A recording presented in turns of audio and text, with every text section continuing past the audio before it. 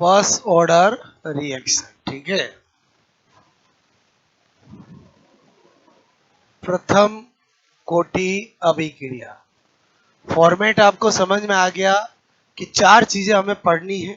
सबसे पहले formula of rate constant, then unit of rate constant, then half life time of first order and graph related to first order. Clear? उससे आपको पूरा पता चल जाएगा कैसे कैसे क्वेश्चंस बनते हैं। ओके, तो 10-15 मिनट ध्यान देना।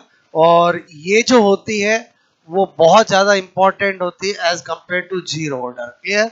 क्योंकि फर्स्ट ऑर्डर में अच्छे क्वेश्चंस बनते हैं। फर्स्ट ऑर्डर हमेशा बोलो जीरो ऑर्डर से ज़्यादा इंपॉर्टेंट होती है।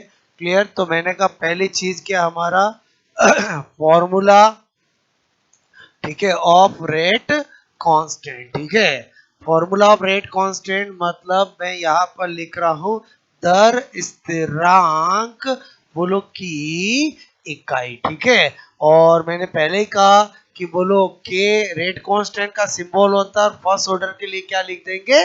K1। और जीरो ऑर्डर के लिए क्या लिखा था? K0। सेकंड ऑर्डर के लिए क्या हो जाएगा? K2। थर्ड ऑर्डर के लिए क्या हो जाता? K3। ऐसे। ओके, अब मैंने कहा यहाँ पर supposed A change in product. क्या लिखा? ए चेंज इन, बोलो ए चेंज इन प्रोडक्ट। ओके, और मैंने कहा टी बराबर 0 पर ये जो A0 होता है वो ए इनिशियल कॉन्सेंट्रेशन, बोलो क्लियर, और 8t सेकेंड मैंने कहा 80 is equal to a minus x. No problem. Okay, और मैंने कहा दर नियम बोलो से, ठीक है, दर नियम से। ओके, मैंने कहा आपको अकॉर्डिंग टू रेट लो। क्लियर? मुझे कुछ नहीं पता बट मुझे पता मैं फर्स्ट ऑर्डर स्टडी कर रहा हूं, तो मैं डेफिनेटली बोलो rate is equal to K1 और ए की पावर 1 लिख सकता हूं। बोलो लिख सकता हूं, बोलो, क्योंकि फर्स्ट ऑर्डर का मतलब ही यही होता है। क्लियर? अच्छा, अब मैंने आपसे कहा कि जैसे रेट है इस एक के रेस्पेक्ट में लिखूं तो minus D A upon D T लिख सकते हैं कि नहीं लिख सकते हैं? हाँ या ना? जो मैंने आपको सबसे पहली क्लास में ही सिखाया था। बोलो लिख सकते हैं? बोलो लिख सकते हैं कि नहीं लिख सकते? बोलो क्लियर? और जब हम इसको आगे पूरा डेरिवेशन सॉल्व करते हैं तो बोलो रेट कांस्टेंट बोलो k is equal to 2.30 upon t log a upon a minus x, इसका बोलो फॉर्मूला आता है। ये वो फॉर्मूला है जो अगर हमें याद है तो फर्स्ट ऑर्डर का हर क्वेश्चन सॉल्व किया जा सकता है। बोलो बात समझ में? मैंने आपको इतनी बात बता दी जो हमारे काम की है। और समझे समझे? बोलो क्लियर? आपको पता चल गया ए क्या है, आपको हो गया इनिशियल कॉन्सेंट्रेशन। आपको पता चल गया ए माइनस एक्स क्या है, बोलो concentration of reactant after T second. Clear? आपको पता चल गया टी क्या है, वो टाइम जिसमें ये कॉन्सेंट्रेशन चेंज हुई है, और 2.30 क्या है? कांस्टेंट चीज है, और ये क्या है? लॉग है। बात समझ में आए? बोलो ओके।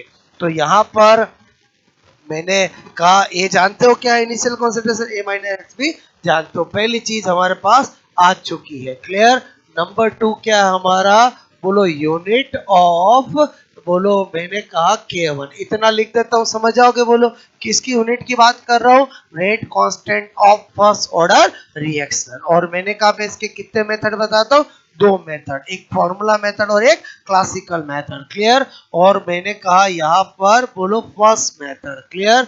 फर्स्ट मेथड बोलो जो है उसमें तो हमने कसम खाई है कि हम सारा काम इसी से करेंगे। 2.303 t log a upon a minus x. Clear? मैंने कहा यूनिट ऑफ K1। ओके, इसकी तो कुछ होती नहीं है, समय का क्या होता है? सेकंड। ओके, मैंने कहा ऊपर भी कॉन्सेंट्रेशन बोलो मॉल पर लीटर, नीचे भी कॉन्सेंट्रेशन मॉल पर लीटर। बोलो ये से ये कट हो गया, तो यूनिट ऑफ बोलो मैंने कहा K1 क्या आया?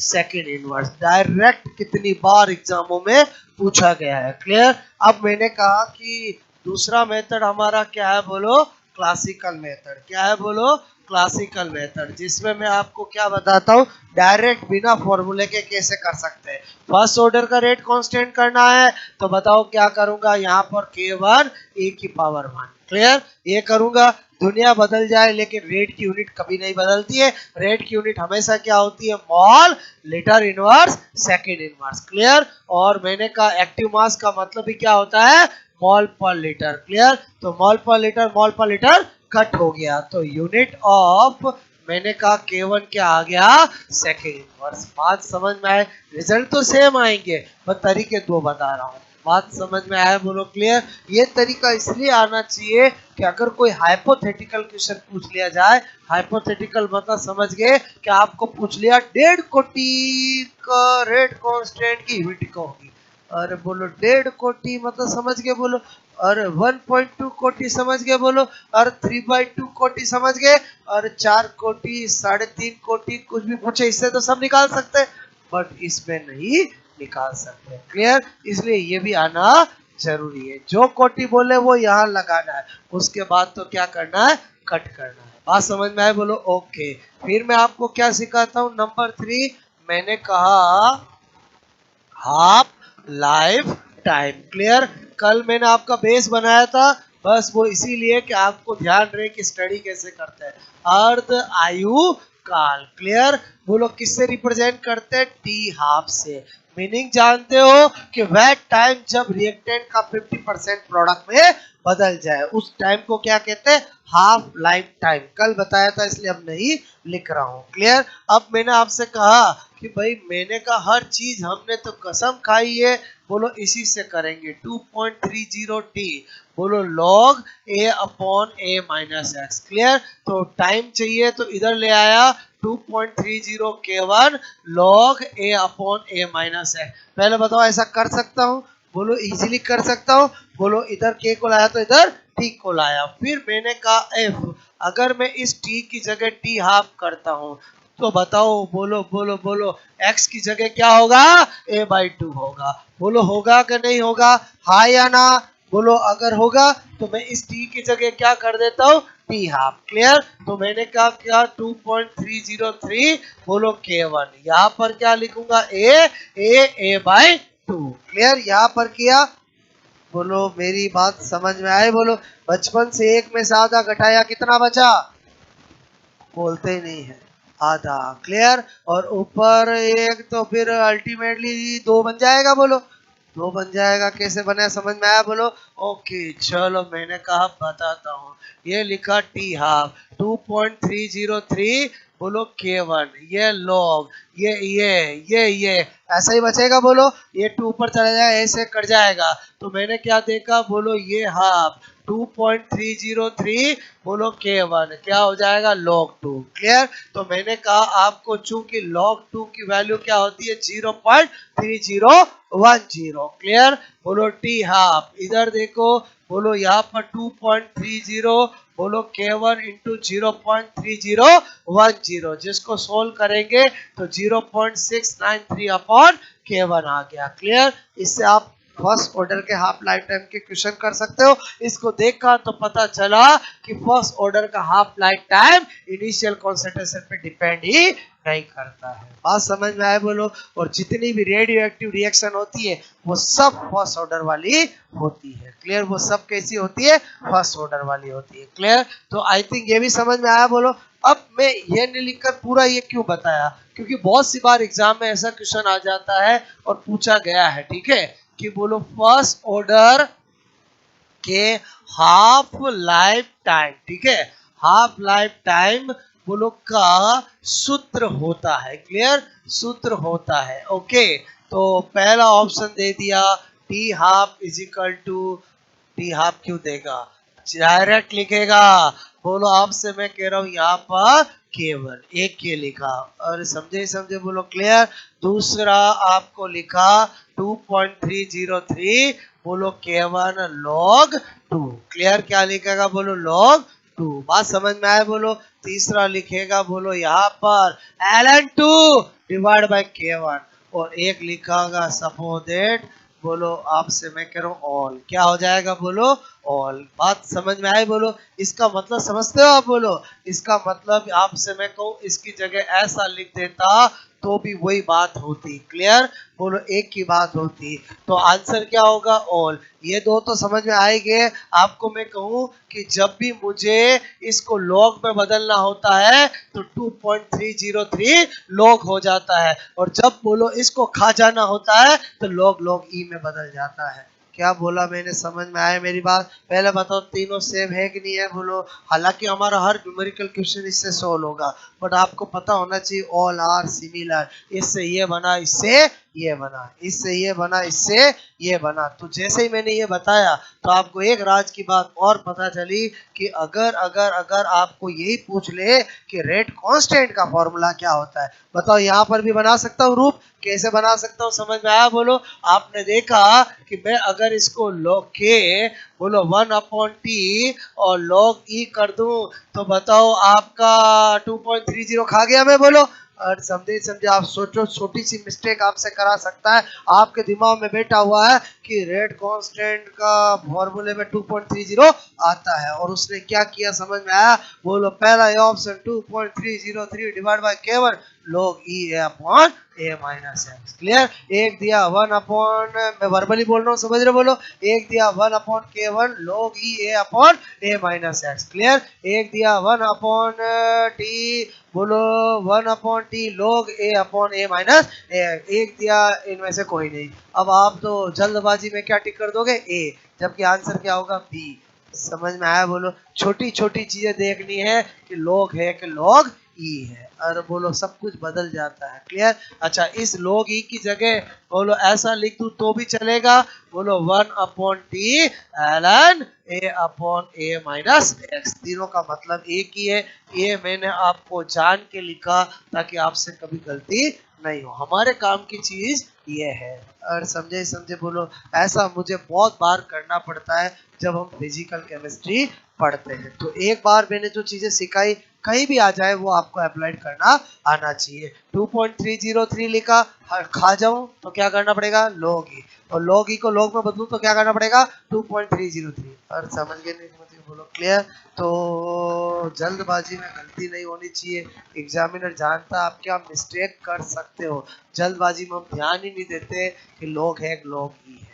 समझ में आया बोलो। ओके, वापस आ जाओ यहाँ पर, वापस आ जाओ। ये क्यों बताया समझ में आया बोलो। ओके, अभी रुको रुको रुको बोलो। ये क्वेश्चन तो किस लिए बताया समझ में आया, ताकि ये मैं बताऊं तो समझ में आए। क्योंकि बहुत सी बार मैं बताता रहता हूँ, बहुत सारे यूं करते रहते हैं कि डायरेक्ट सर यूं ही क्यों नहीं लिख देते हैं बोलो, वो फिर रटना हो जाएगा। बात समझ में आए। आप हर क्वेश्चन का आंसर नहीं दे पाओगे। सब क्वेश्चन का आंसर देने के लिए आपको चीजें कैसे आई वो आपको पता होना चाहिए। इसकी इंपॉर्टेंस के लिए मैंने आपको ये क्वेश्चन बताया। समझ में आया बोलो। ओके, मेरा ध्यान सब पे रहता है बोलो। मैं क्या बोल रहा हूँ समझ में आया बोलो। ओके, आपकी नजरों पे भी रहता है, आपके दिमाग पे भी रहता है। आप क्या सोच रहे हो, कौन किसके ख्यालों में खोया हुआ है, सब पता रहता है मुझे। क्लियर, ओके, कभी कभी बोलता हूँ मैं, ठीक है। अच्छा, नंबर 4 बात करें अपन बोलो फॉर्मूले की, ठीक है। इधर ध्यान देना, ग्राफ की बात कर रहा हूँ। किसकी बात कर रहा हूँ, ग्राफ की बात कर रहा हूँ। कल मैंने बेस बना दिया तो आज अपने को चीजें क्या लग रही है, आसान लग रही है। और एक बार जो फॉर्मेट बनाया उसी फॉर्मेट से हम स्टडी करते हैं। उससे क्या होता है, आपका रिवीजन बहुत आसान हो जाता है।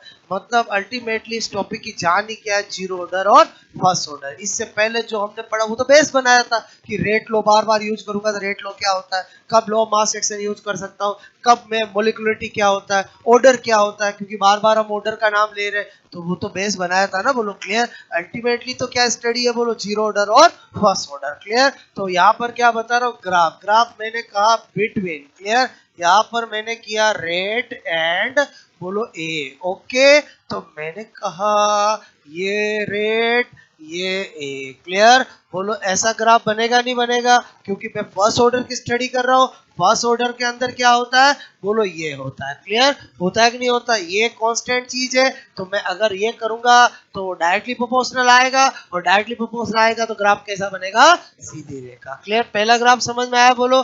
मैंने कहा number 2। Clear, number 2। Clear, number 2 मैं कर रहा हूं बिटवीन, मैंने कहा T half and A, clear, okay, मैंने कहा यहां पर किया टी हाफ, क्लियर, और यहां पर किया ए। मैं जानता हूं टी हाफ जो होता है वो ए पे डिपेंड ही नहीं करता, तो ग्राफ कैसा आएगा, सीधी रेखा। बात समझ में आए, उल्टा सीधा दोनों क्वेश्चन आपको ये ग्राफ देके पूछा जाए ये किस ऑर्डर को रिप्रेजेंट करता है, तो ऑप्शन क्या होंगे, zero order, first order, second order. या आपसे पूछा जाए टी हाफ और ए इनिशियल कॉन्सेंट्रेशन में फर्स्ट ऑर्डर के लिए कौन सा ग्राफ होता है, तो चार ऑप्शन होंगे, बोलो यहाँ पर ऐसा होगा, क्लियर। अच्छा, अब मैंने कहा एक और फर्स्ट ऑर्डर का ग्राफ होता है, वो होता है, बोलो बिटवीन, मैंने कहा बिटवीन जो कि इंपॉर्टेंट है, बोलो between, between log a upon a minus x and T, clear. तो मैंने कहा ये वाला ग्राफ समझना, ओके, मैंने कहा यहाँ पर ये क्या लिख रहा हूं मैं, बोलो log a upon a minus x और ये टी, क्लियर। ग्राफ बनाना पहले मुझे रिलेशन पता होना चाहिए, तो मैंने आपको क्या बताया, k1 is equal to 2.303 t log a upon a minus x, clear. तो पहले इनको इधर ले जाऊं, क्योंकि जो मुझे ग्राफ बनाना उनको एक तरफ लाना पड़ेगा, तो मैंने कहा मैं अगर log a upon a minus x करूं, इसको उधर लेके जाऊं, तो के 1.2.303 इंटू टी, बताओ ऐसा करूंगा नहीं करूंगा, हाँ या ना। ग्राफ किस में बनाने जा रहा हूं, इनके बीच में, ये कैसी चीज है, कांस्टेंट, तो ग्राफ कैसा बनेगा, सीधी रेखा, और इसकी जो स्लॉप बनेगी, जो ढाल बनेगी, वो k1 अपॉन 2.303। कितने एग्जामों में हायर से हायर में चीज पूछी गई है कि फर्स्ट ऑर्डर के लिए जब हम log a upon a minus x और t में ग्राफ बनाते तो उस समय ढाल स्लोप क्या बनती है, ऑप्शन आता 2.303 अपॉन k1, k1 अपॉन 2.303, बोलो 2.303 मल्टीप्लाई k1, बोलो समझ गए क्या आती है ढाल, बोलो बोलो क्या आती है, k1 अपॉन 2.303, एक क्वेश्चन। दूसरा क्वेश्चन एग्जामों में पूछा गया है कि एक फर्स्ट ऑर्डर के लिए रेट कांस्टेंट की वैल्यू ये है, क्लियर। तो log a upon a minus x और t में जब ग्राफ बनाते हैं तो उसकी ढाल की वैल्यू क्या होगी, क्या करना पड़ेगा, समझ में आया, बोलो। पहले slope is equal to k1 upon 2.303, k1 की जो वैल्यू थे वो रखोगे और सॉल्व करके टिक कर दोगे। बात समझ में आए, बोलो। ये मैं कुछ वर्बली बता रहा हूँ, समझ में आए, इस ग्राफ की इंपॉर्टेंस, इस स्लोप की ढाल की इंपॉर्टेंस, ये सारी कहानी मैंने किसकी बता दी, बोलो आपको फर्स्ट ऑर्डर की, क्लियर। जैसे हमने फर्स्ट ऑर्डर की कहानी देखी तो हमें पता चला कि फर्स्ट ऑर्डर के अंदर अगर कोई स्टूडेंट किसी क्वेश्चन में अटक सकता है तो वो लॉग की वैल्यूज में अटक सकता है। इसका मतलब कौन कौन सी लॉग की वैल्यूज हमें याद होनी चाहिए, तो मुझे आपको लिस्ट बनवानी पड़ेगी, क्योंकि कभी भी आपको जरूरत पड़ जाए लॉग 0 की वैल्यू, लॉग 1 की वैल्यू, लॉग 2 की वैल्यू, लॉग 3 की वैल्यू, लॉग 4 की वैल्यू, लॉग 5 की वैल्यू, लॉग 10 की वैल्यू, लॉग 100 की वैल्यू, लॉग 1000 की वैल्यू, सबकी अपने को पता होनी चाहिए, क्लियर। जो मैं अभी आपको चार्ट बनवाऊंगा और वो बता दूंगा, फिर तो कोई दिक्कत नहीं आएगी, क्लियर। तो आप नोट करोगे, एकदम सुपर फास्ट की तरह नोट करना है।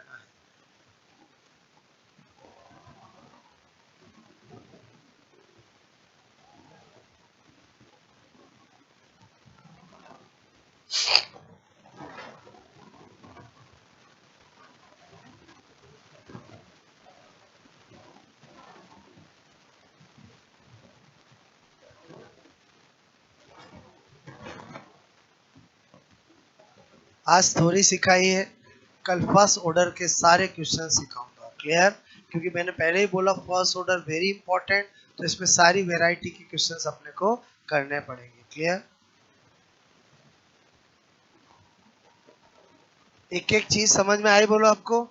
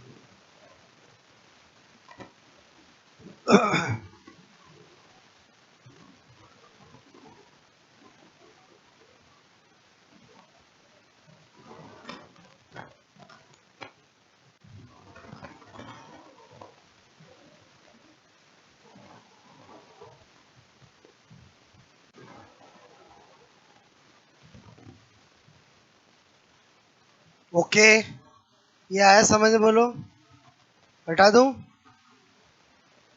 ये मैंने जान के 3 रूप क्यों बनाए, समझ में आया? बाकी अपने काम की चीज तो यही है, पर मैंने आपसे कहा ये तीनों सेम है। और सेम कैसे, समझ में आया? बोलो ओके, हटा दूं?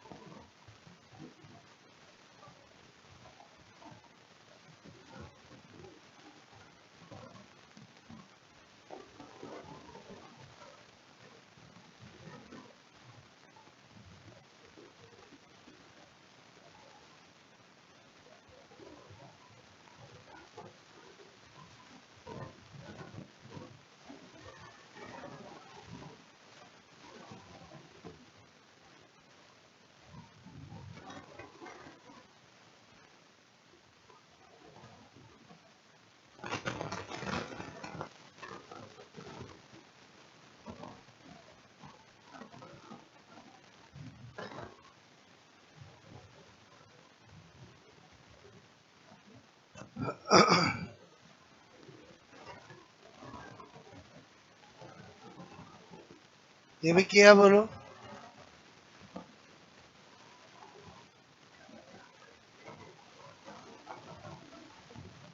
रेट कांस्टेंट की यूनिट अक्सर एग्जाम में पूछी जाती है। और सबसे बड़ी बात कि अगर किसी क्वेश्चन में आपको बोले ही नहीं कि जीरो ऑर्डर है, फर्स्ट ऑर्डर है, रेट कांस्टेंट की वैल्यू दे रखी हो, तो उसकी यूनिट देख के पहचान सकते हैं कि वो किस ऑर्डर की बात कर रहा है। और बोलो समझे समझे, बोलो क्लियर?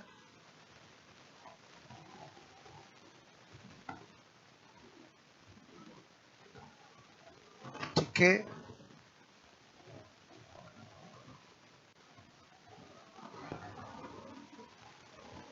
बैक करूं?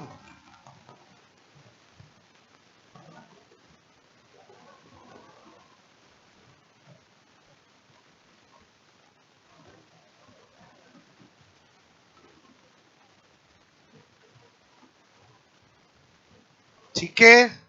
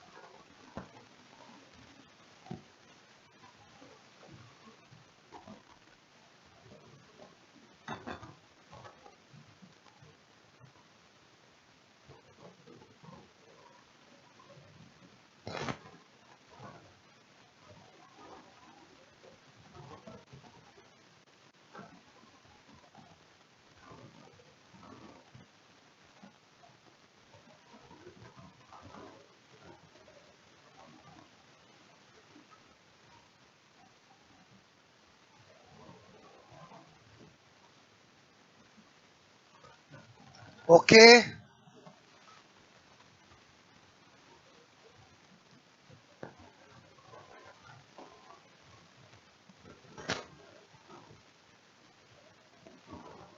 ओके, नोट बोलो, एक एक स्टेप समझ में आई बोलो आपको, ठीक है।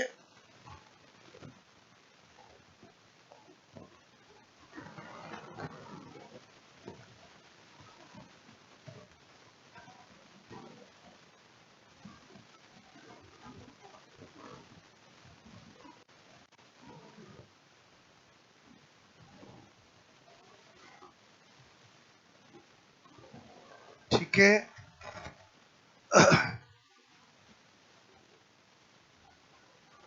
ये जैसे log 2 की वैल्यू लिखी है, ऐसे कल मैं आपको सारी वैल्यूज लिखाऊंगा जो आपके काम की है, जो आपके हर क्वेश्चन में जरूरत पड़ेगी, ठीक है।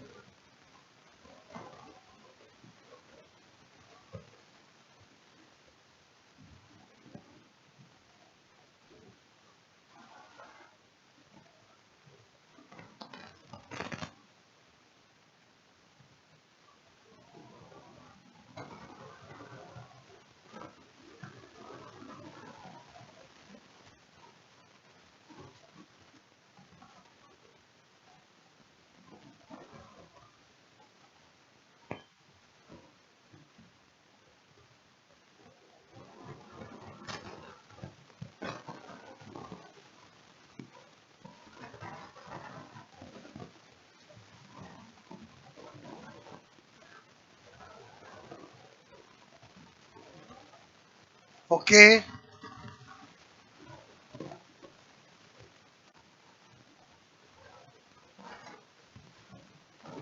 यहाँ तक कहानी समझ में आई बोलो आपको। आज मैंने फर्स्ट ऑर्डर की थ्योरी बताई है, कल स्पेशल नोट और फिर सारी वैरायटी के क्वेश्चंस अपन करेंगे, ओके। तो फर्स्ट ऑर्डर हमारा मेन इंपॉर्टेंट है, वो होगा क्लियर।